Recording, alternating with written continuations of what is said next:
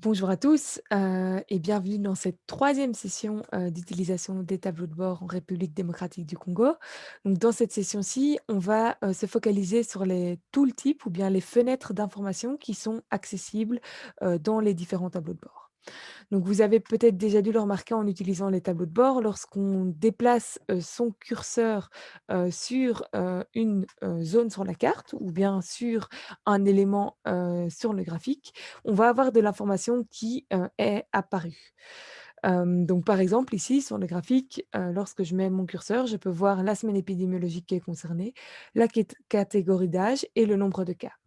Si je vais, sur la carte, je peux voir le nom de la zone de santé, qui ici va être Opiengé, le nombre total de cas et le nombre total de décès, pour, la période qui est sélectionnée et les semaines épidémiologiques qui sont, sélectionnées.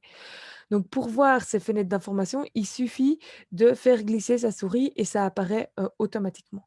Donc il y a rien de spécial à faire.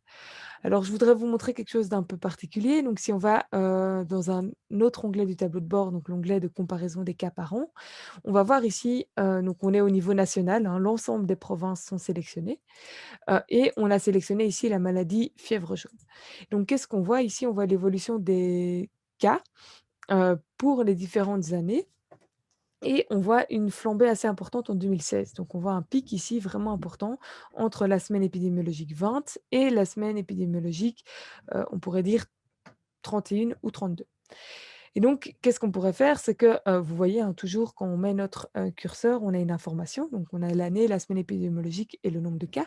Mais moi, j'aimerais connaître et donc sélectionner en fait, l'ensemble des données ici entre la semaine 2020, donc je peux maintenir le contrôle la touche contrôle enfoncée pour, ajouter, des valeurs à ma sélection et je peux ainsi ici, avoir une sélection qui est, de, plusieurs semaines épidémiologiques, de la semaine 20 à la semaine 32.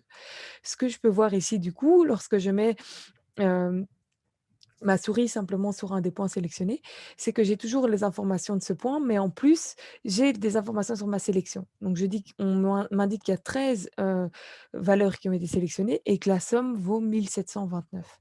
Ça veut dire que je peux savoir qu'entre la semaine 20 et la semaine 32 de l'année 2016, il y a eu 1 729 cas de fièvre jaune sur l'ensemble du Congo. Et donc ça, c'est des informations qui peuvent aussi être intéressantes. Donc pour enlever une sélection, on va simplement cliquer comme ça, pour cliquer en dehors du graphique.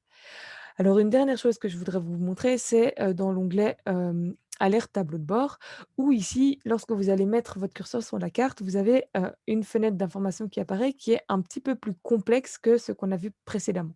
C'est-à-dire qu'ici, on fait apparaître directement un graphique pour la zone de santé qui a été sélectionnée. Donc vous voyez dans ce graphique, le nom de la zone de santé et puis vous voyez l'évolution des cas, des décès, des létalités.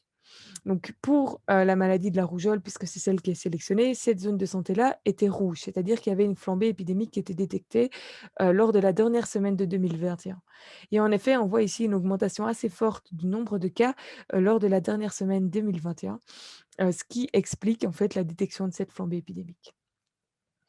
Donc voilà, c'est tout pour cette session 3 d'utilisation des tableaux de bord. Donc ici, on vous a expliqué, les différentes, fenêtres d'information qu'on peut avoir en mettant son curseur sur un élément d'un graphique ou d'une carte, qui peuvent être soit des fenêtres d'information assez simples qui vont donner des informations sur la maladie, le nombre de cas et cetera.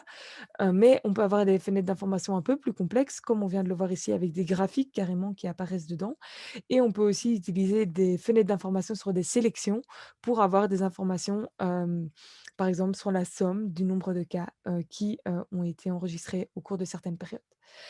Voilà, voilà, c'est tout pour cette troisième session, à bientôt.